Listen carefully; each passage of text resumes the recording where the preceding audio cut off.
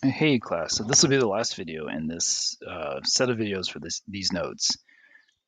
Let's see, we ended last time with looking at an example of a ring where irreducibles and primes were different, so that was an interesting example. Also, unique factorization failed in that ring, and then we defined what unique factorization was, okay? And we showed that if we are in a GCD domain, if every two elements have a GCD, or an LCD, either way, right, then irreducibles and primes are the same. And the main trick there was to sort of define this notion of primal, which is some interesting combination of the two ideas. And we stopped here, where the next step was to show that PIDs are GCD domains. Okay, so we'll know in a PID that irreducible and prime are the same, right? So that's going to be important. And it won't quite do everything we want it to do because given a PID, if I add a variable to it to get the polynomials, it doesn't stay a PID, right? So we're going to lose something there. So we're going to need another step involving just UFDs. But let's prove this. So I want to show that every PID is a GCD domain. And you might remember that we actually defined GCD. So let's just think of that in Z, right? We had that, given A and B, right, in Z, right, GCD of AB equal to D, right? Then we showed that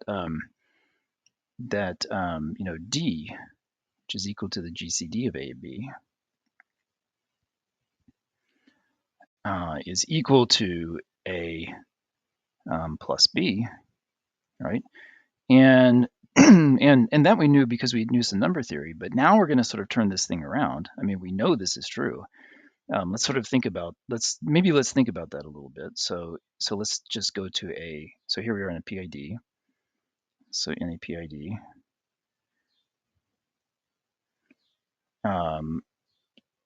in fact, it doesn't need to be a PID. Let's say just so we don't get too crazy, let's say that we're in an integral domain. And let's say that we have D equals to A plus B. These are now the ideals, right? So I have, A, B, and D in R, right?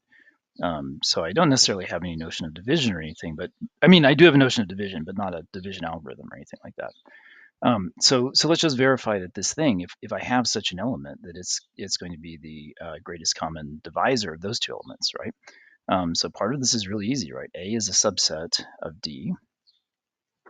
That implies exactly that D divides A, right? Remember, that's just those are actually equivalent here.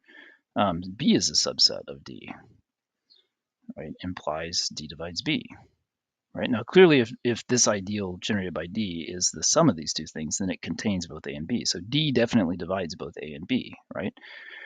Now let's suppose that some D prime divides A and D prime divides B, right? Remember what I'm wanting to show that this D would be the greatest common divisor is that D prime. So I want to show that D prime must divide D, right? That's what we want to show. So that involves showing that I got to get the order right. That D is contained in D prime, right? That's what I want to say, right? But that's clear too, right? Because these two things right there tell me that D prime. Let's get the order right again. Even though I get this thing sort of in here. Oh my gosh, I have a mistake here. Whoops. Okay, let's fix this real quick. This should be D, not B, right? Yeah. So what do these two things tell me, right? These two things tell me that A is a subset of D prime, and B is a subset of D prime, right? And so this means that A plus B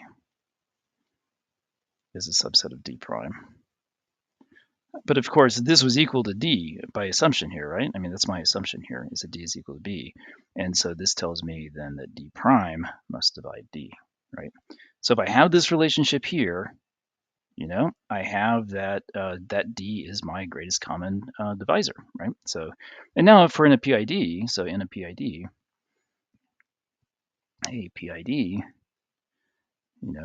given any two ideals, given, let's say I just want elements, given A and B in R, right? We generate,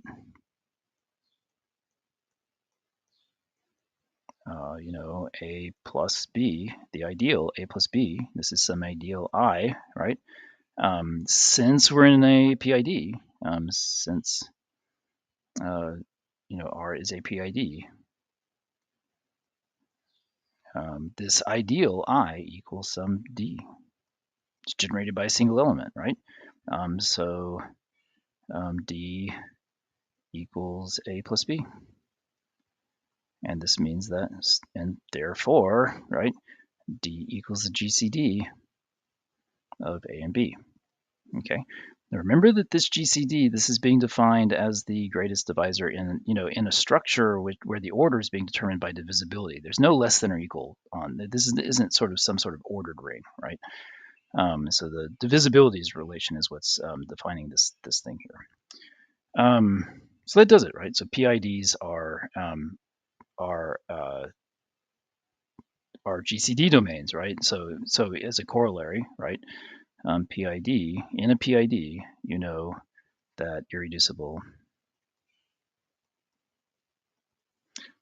equals prime, for example, right? So that's sort of the underlying reason why those two definitions agree in Z, because Z is a PID, right? That was our first example. That's kind of the motivating example here is Z, right?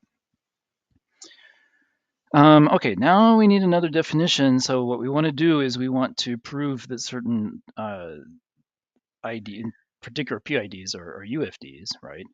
And if you think about the proof in Z, right, part of it was a induction an induction, right? So you said something like, suppose I have some numbers that can't be factored into products of primes, right? Then I would be able to sort of break those down into two other smaller numbers that one of those two still couldn't be factored in the products of primes, and you get an infinite descending chain, right? Or you do that some other way. I mean, we've done that before.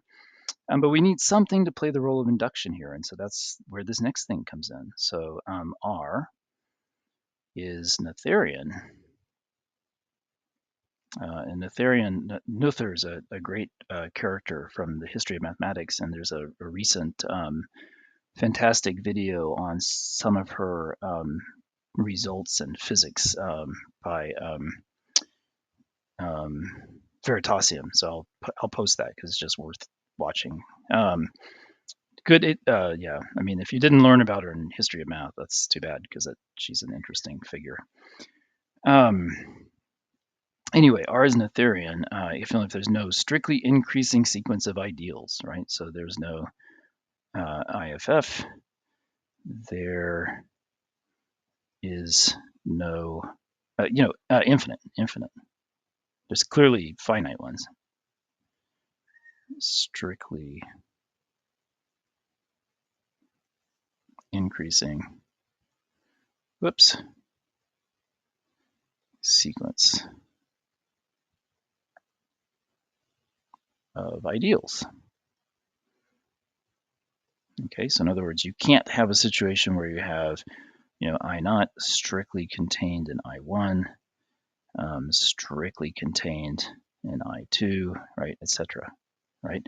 So again, if you think about Z, right, remember strict containment means that this thing divides that. So that would be like saying A naught, like to have strict containment in Z, right? So we're in a situation like this. In fact, in any PID, right, we'd be in a situation where we had this kind of thing going on.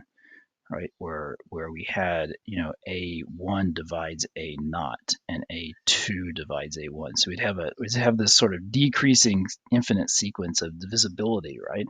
And so that can't happen in Z because we can't have any, because as we divide, we get smaller and smaller numbers. So we can't have any infinite decreasing sequence of integers, right? On the other hand, you do get in Z, you get infinite decreasing sequence of ideals, right? So here I'm supposing this is proper. And that's by just taking products, right? I mean, so we have, for example, that 2 strictly contains 2 times 3, right? Strictly contains 2 times 3 times 5, etc. Right? So you can make an infinite descending chain without any problem. Right? So that's a thing to keep in mind. That's sort of what we're looking at here. Okay. Now I want to show that every PID, so the theorem, maybe I almost have it proved here, every PID, PID is Noetherian.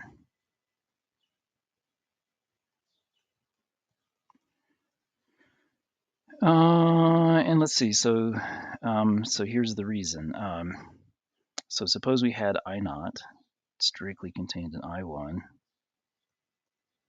right? Strictly contained in I2, etc. Right? Okay, and then okay, so all of these are contained in our ring R, right? Okay, now by assumption, we're in a case where these are. Let's see, do I want to even? Let me not worry about that yet. So I mean, we're in a PID, so every ideal is going to be a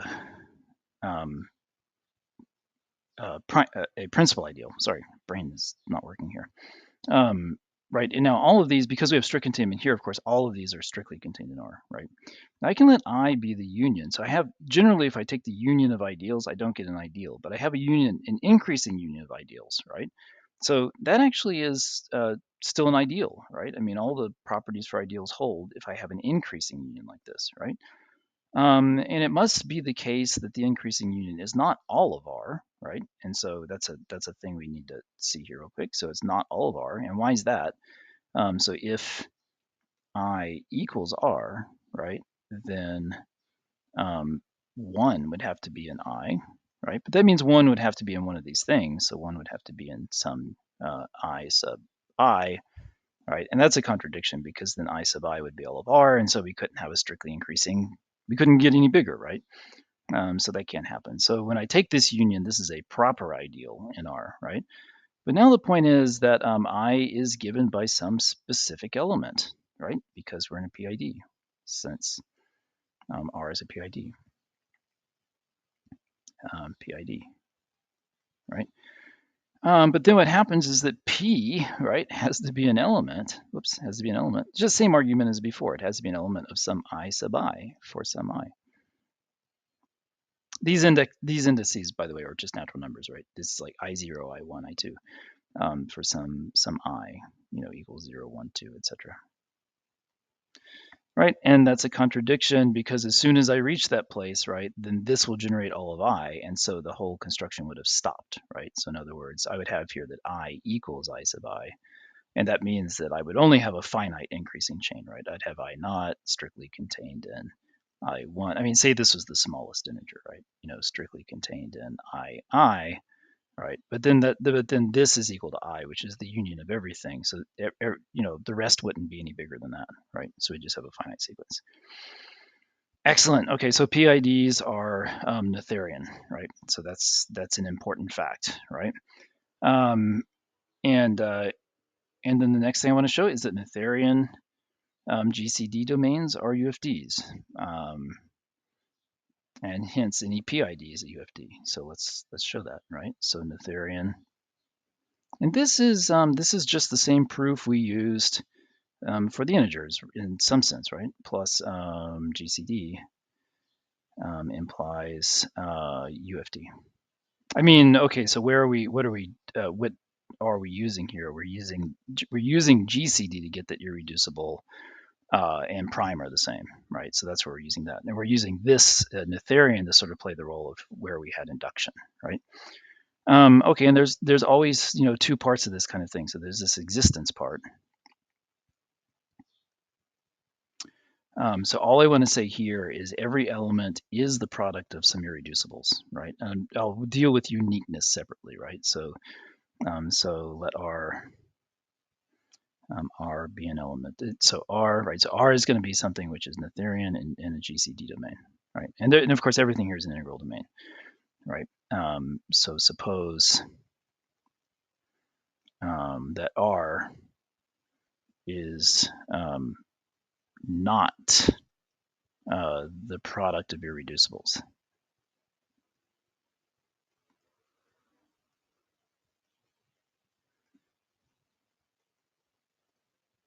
Okay. Well. So there's sort of two cases. So first of all, notice. So notice R is not irreducible. That's like saying, in the usual Z argument, it's like saying, oh, well, the number we're looking at is not prime, right? It's composite. So R is not irreducible. Otherwise, R would be a product of irreducibles, namely just R, right? So R, maybe I should call R equal to R naught because I'm going to build this chain, right? So R equal to R naught is equal to R. Oh, I see. No, maybe this is bad. Let me do it like this. Okay, so S times T, right? For some S, S and T element of R, right? Okay, now if both S and T were writable as products of irreducibles, then of course R would also be written as a product of irreducibles, right? So at least one of S and T, so at least one of S and T is not a product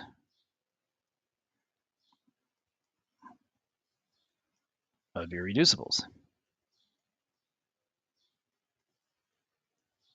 right? So so without loss of generality, right? So we always have this jargon, right? Without loss of generality, suppose S is not a product of irreducibles. Right, so sort of in a picture form, we're in this situation where I have R, I'm calling this R naught, and I broke it into S and T, right? Now I'm choosing S, and I'm going to call this one R1, right? And so it's also not a product of irreducibles. Now we're in exactly the same situation we were here, right? So now we can just keep going, right? So I can break that again into some other things, right? I don't know, call it S prime and T prime. And then we'll take one of those, whichever one is also not a product of irreducibles, and we'll call this R2, right, etc. Right, so what we get here is we get a situation like this. I have R naught. Let's see, it's kind of this backwards. I almost need to, whoops, come on. I need to start at the other side of my board here. So R naught, R1 divides it. This is not a product of irreducibles. R2 divides that, right? It's not a product of irreducibles. And of course, R1 does not divide R2, etc., right? So going down like that, right? When we take this and sort of flip it around to what, the relationship between, remember the relationship between divisibility and containment kind of flips things around the other way, right? So that we get specifically R naught is strictly contained in R1, is strictly contained in R2, right, etc., strictly contained, etc., going on forever. And that's a contradiction, right, because that would be a strictly increasing sequence of ideals, and the ring was supposed to be Noetherian, right, so that can't happen. So this is a proof by contradiction, right? So there is no such element R which cannot be written as a product of irreducibles. And we're done, right? So existence. So, done with existence. It sounds sinister. We're done with existence. Okay, now we're going to get uniqueness, and of course this is just a separate proof. And this again looks just like what we did before. And so what we have for uniqueness is suppose we had, so now we have R and R. right? And we suppose we can write this maybe in two, potentially, I don't even care if these are potentially different or actually different, right? This doesn't have to be by contradiction. So I've got some way of writing this as a product of irreducibles like that, some way of writing this as a product of irreducibles like this. So these are both products of irreducibles, right? What do I need to show? I need to show that K equals L and that up to rearrangement, these things are associates of each other, right? That's what I need to show. So I have P1, P2, etc. Equals Q1, Q2, etc. Okay, so in particular, P1 divides this side over here, right? So divides P1 times P2 times . All right, so of course P1 divides this side, so P1 divides Q1 times QL, right? But these are irreducible, so that implies that P1 must divide Qi for some I, right? I mean, this is kind of the point of irreducibles. The only way an irreducible can divide a product. Oh, sorry. I mean, these are prime. These are irreducibles, and now I'm using the fact that irreducible and prime are the same, right? So the only way a prime can divide this product is, I mean, let's be careful about this. This is actually interesting. Up here, I was really using irreducible, right? Down here, I'm really using prime, right? So the only way this prime can divide that product is if it divides one of those things in the product, right? So for some, Qi, right? But then, of course, so if P1 divides Qi, these are both supposed to be irreducible. So the only option there is that P1 is actually, an associate of Qi, right? So again, we're kind of using irreducibility again at that point, right? So we're using both heavily in this argument, right? And so we may as well rearrange these, right? We can rearrange these so that now we have some new element, P2, P, whoops. I mean, I move this Qi to the front and then I cancel both sides. So I'm down to something like, maybe not, yeah, fine, I'll do it like that. It's kind of a bad way of doing it, but and then I get over here, Q2, QL, okay. Now clearly there's kind of an induction going on, right? Because I would say, minimize the K and L such that this kind of thing can happen. But I think you see what's going to happen. We just keep canceling things off, right?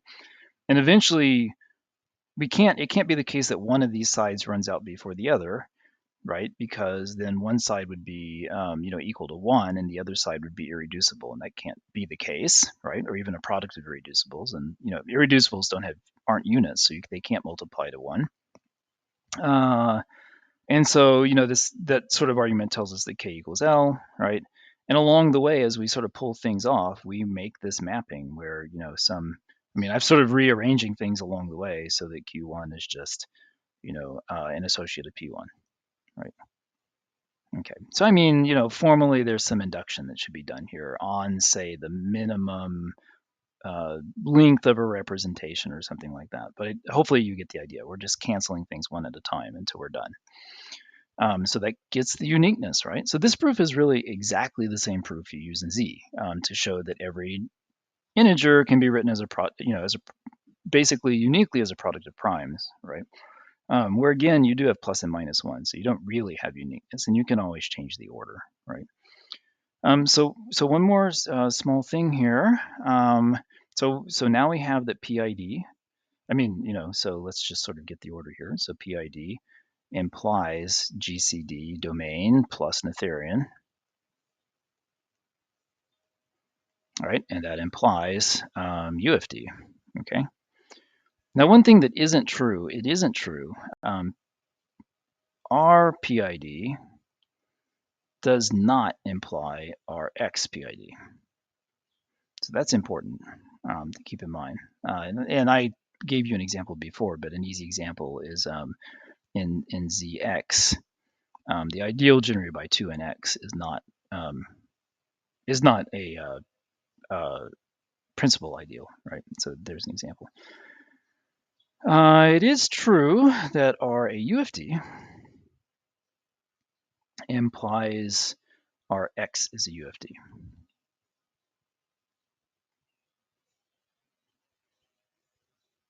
Okay. Now, of course, UFD implies GCD domains, so we also kind of get that. I actually don't. It's probably not true that GCD is preserved, but I haven't thought about it. It's also true that if R is Noetherian, and we won't prove this. It's not hard to prove, but it's just we don't need it. Then Rx is Noetherian. This is really, really important for what's called algebraic geometry. Which, by the way, after this course, you could watch initial videos in algebraic geometry. So that associates surfaces and intersections of surfaces and stuff to ideals. I mean, it's a fascinating combination of algebra and geometry, right? It's really a fascinating field. Anyway, let's prove this one, okay, because it's not hard to prove. And so let's, I don't know, call it star for a second. So proof of star. Now I'm down to 4. Okay, so I actually had to redo this one again because I got myself confused. So proof of what I called star above, right? This is gonna simulate the Gauss lemma, and I think it's 17.2 in your text, which shows that shows the following. So if p of x is in z of x, and p factors over q of x, then p already factors over z of x.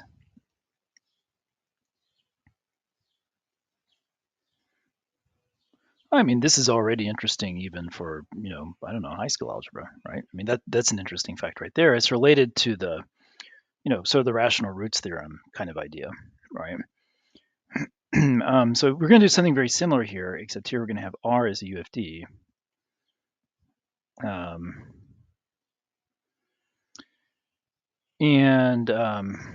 So in particular, it's an integral domain, right? And so we can build FR. So that's like the relationship between Z and Q, right? So we can build the field of fractions. So FR is a field. Okay, and then in a nice sense, R of x is sitting inside of FRX, right? And this thing being a field, this is a PID. So of course it's a UFD for free, actually, right? So that's kind of nice. Okay, so what we're going to do now is we're going to take some f of x. I'm going to just show that this f of x in here, Rx, right, can be written out as a written out as a product of irreducibles, right, over Rx. That's the point. Okay, but what we can do, one thing we can do is we can pull out all common factors, right, of any of the coefficients here, right? So I might as well assume that, sort of, there's no factors of all the coefficients in here, right? So, I mean, in the book, they call this the content, right? So the content of f of x, which is like the common factors of all the coefficients, is equal to 1, right? So we're in that kind of situation. Okay, so now, so in fr of x, right, we can factor this thing out into f1x, fkx, where all of these are irreducible, right? So we're in that sort of situation. So in fr of x, and again, that's because fr of x is a PID. In fact, it's a Euclidean domain, so we know how to do this. We know how to factor things and divide and all that sort of fun stuff. Okay, so this is in Rx, these things are in FRX, right? But now each of these things, so every coefficient in here has some denominator term, right? So we can multiply through by all those various denominator terms, right? So maybe we multiply by all the denominators here, or maybe something like the least common multiple of all the denominators here, right? Least common multiple of all the denominators there. Then we take the product of all those things and we call this thing here D, right? Then we can multiply both sides by D and get the D of fx equals. So now as I go through and multiply these things, right, I multiply d1 by this, well, I change this polynomial. I mean, the coefficients will change, but I get rid of all the denominators, right? So I get this f1 hat of x, all the way here through fk hat of x, right? So something like that. And all I'm doing is multiplying through by elements of by this d. I mean, sort of by I multiply this one by d1 and this next one by dk, etc. Right? And we can do the same sort of thing with this big product, right? We can pull out all the common, any common factor of a coefficient here, any common factor of a coefficient there, right? We can pull all those things out so that the content of all of these things individually also becomes 1, and we can just multiply all those various numbers together. I'm calling them numbers; they're elements of R, right? And so I'll just call that whole product A, and then I'll call this F1, I don't know, hat, I don't know, of X, right?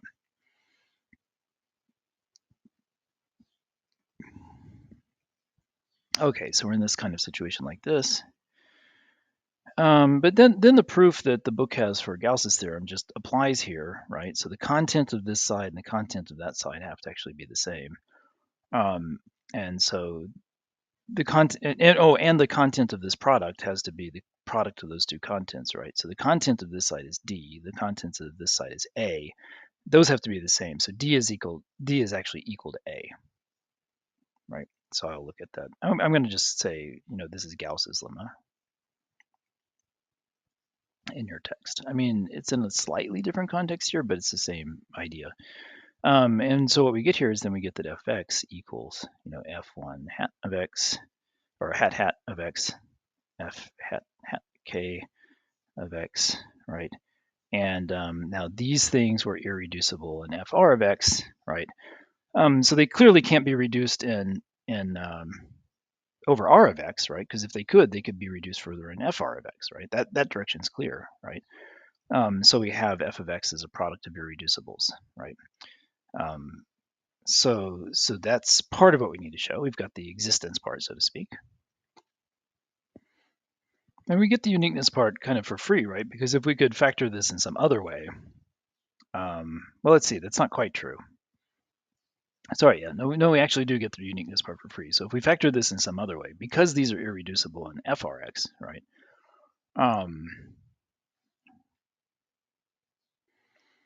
Yeah, no, this is right. So yeah, suppose we were able to factor this into some other irreducibles over Rx, right?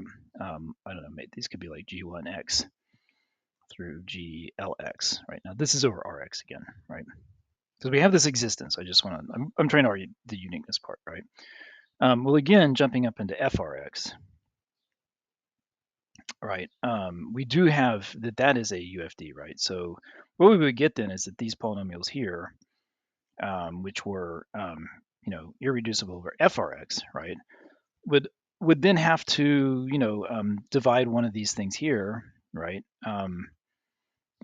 And that would be for each of these. So what we get is that these things are actually products of those guys up there that we had to begin with, right? So we're sort of using the fact that we could go from this decomposition here back up to FRX and use the fact that we are in a UFD here, right, to split this thing up so that each one of these things would have to be a product of those guys up there, up to a unit, right? All these things we're multiplying and dividing by in FRX are just units because that's a field, right? So there's no problem with that. And so that does it, right? So it's a little bit of a roundabout proof, right? So we take R as UFD, right? We go to sort of RF as a field, just for the logic here. So this is a field, all right? And then we go, so that means that RFX is a PID UFD, so it's got it's all these nice things. Euclidean domain, right? R of x is sitting inside there, right? And then we're doing some argument to get that. Because of that, we get that R of x is a UFD. Now you have to be a little bit careful because it is not true that so a little word of caution.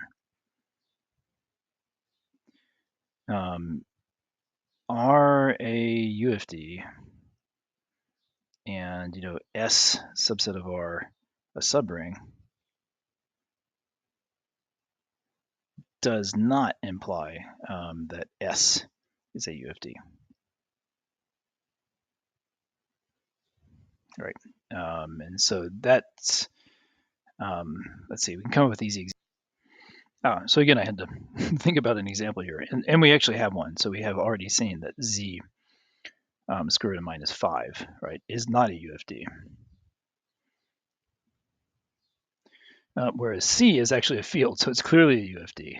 And clearly we have the containment in that direction, right? So generally being a subring of a UFD does not mean you're a UFD, right? So we're not just using that here, right? We're having to sort of look at this argument a little bit more carefully, okay? But the upshot is then that our UFD does imply that Rx UFD. Okay, and again, it's kind of a cute argument because you pass through the quotient ring to do that. So it's really, again, very much mimicking the proof that we had in your text 17.2 for the relationship between z of x and q of x, right, that you're using there. So that's a nice result. And that will be all for this.